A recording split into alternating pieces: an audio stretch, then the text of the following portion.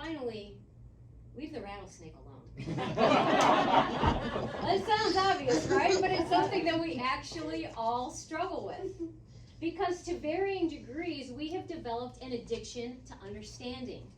We need other people to understand us because we've confused understanding with actual progress.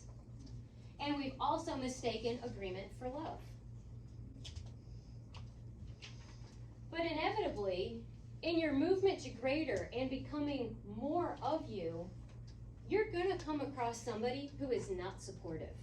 Somebody who does not wish to contribute to the ease and speed of your ascent. In fact, they're quite contrary. And you know these people. I call them family. They're antagonistic, pessimistic, seemingly committed to misunderstanding you, and sometimes outrightly hindering you. Now, first things first, you got to recognize you got a rattlesnake in front of you. And then you got to quickly come to terms that to challenge that rattlesnake, him, her, an institution, whatever it is likely an exercise in futility, and you're better off to yield the trail. And this is where commitment comes back into play, because if we're only committed to being right and convincing people and getting them to agree with us, we're going to waste a lot of time and energy to end up at a loss. Now, just like with a real rattlesnake, you're probably going to end up living through it, but you're going to waste a lot of your time and energy and keep yourself drained.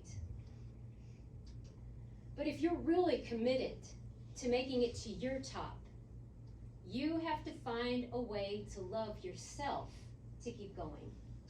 And that likely means you're going to have to yield the trail on this one. And that means you may have to pivot and reroute so that you can find a way to keep going.